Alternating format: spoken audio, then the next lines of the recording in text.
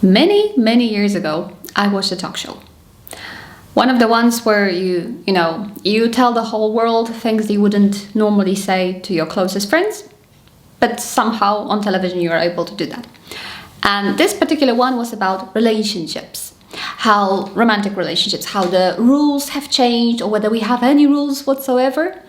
And I still remember, even though so much time has passed, I still remember what one woman from the audience said.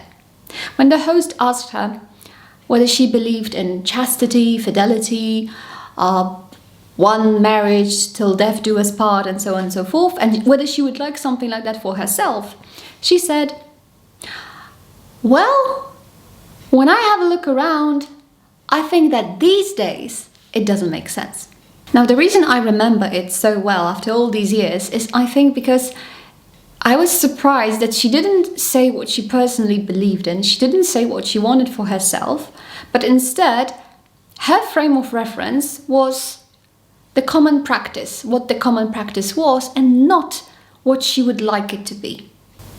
Now, you may say, well, isn't that a logical, practical approach? After all, it is what it is. It ain't what it ain't. She has some reasons. She wants to get some happiness out of his life, so she just accepts what she can get, right?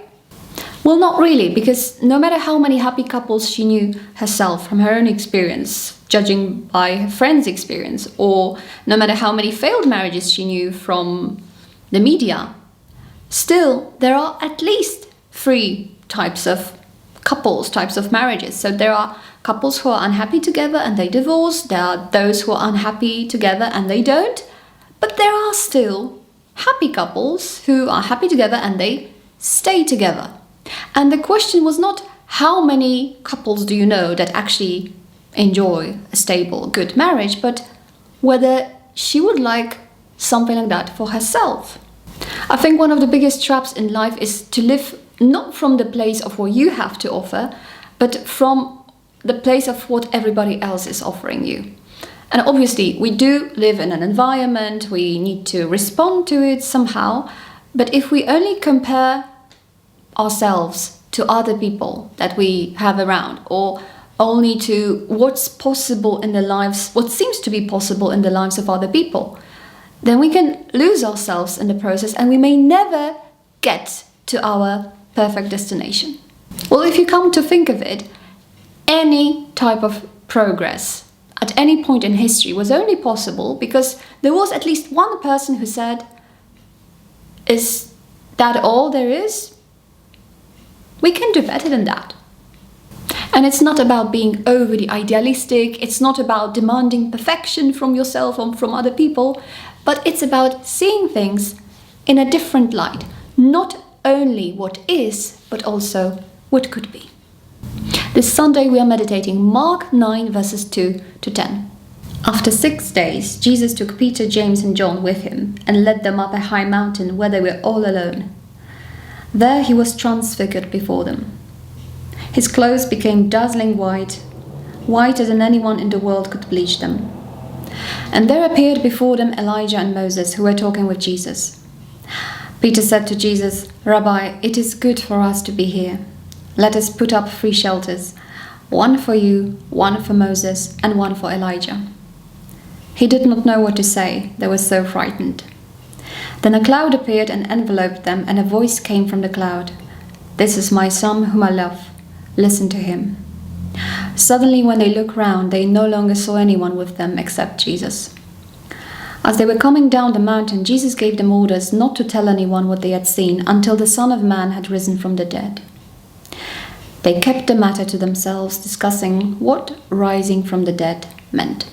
Even though the disciples had the privilege of being with Jesus on a daily basis, you probably know from other fragments of the Gospel that their expectations were quite moderate, to say the least. Some food, perhaps becoming a CEO at Jesus' company, maybe a political liberation of Israel, but that's about that. And any spiritual stuff, some deeper meaning, let's say they were a bit resistant to that. And so the problem, as usual, is not that we ask God for too much, but that we ask for too little. The problem is that we may even lie about what we really want, because the contrast between what was, what is, and what could be is so great that we really don't believe it's possible to happen.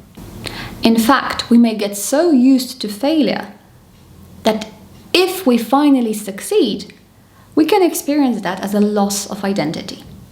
Now, the thing is that most of the time, life can feel like a long way up a high mountain. And because for most of us, the experience is similar, we encourage one another saying, yeah, you can do it, and your struggle is valuable. There is value in this struggle. And of course, there is. But on the other hand, if we focus only on the struggles and learning lessons from your failure and never actually thinking of what could be, then we may risk that we lose the chance to shine bright like a diamond. If you don't want to lose it, join us this Sunday 10 p.m. Central European Time for a meditation. I hope that afterwards you'll see things in a different light.